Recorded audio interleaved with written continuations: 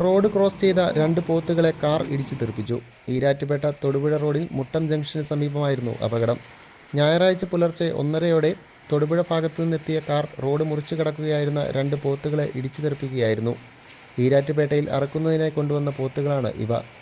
കാറിലുണ്ടായിരുന്ന 2 യുവാക്കൾക്ക് പരിക്കേറ്റു.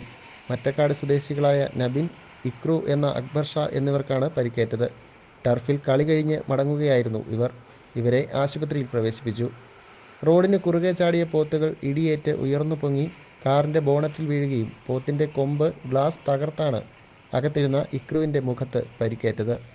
ഇടിയുടെ ആഘാതത്തിൽ ഒരു പോത്ത് തെറിച്ചു വീണെങ്കിലും വിരണ്ടോടി. മറ്റൊരു പോത്ത് ഗുരുതരമായ പരിക്കുകളോടെ റോഡിൽ കിടന്നു. ഇതിനെ മറ്റൊരു വാഹനത്തിൽ കയറ്റി സ്ഥലത്തു നിന്നും മാറ്റി. ഈരാറ്റുപേട്ട പോലീസ് സ്ഥലത്തെത്തി മേൽനടപടികൾ സ്വീകരിച്ചു.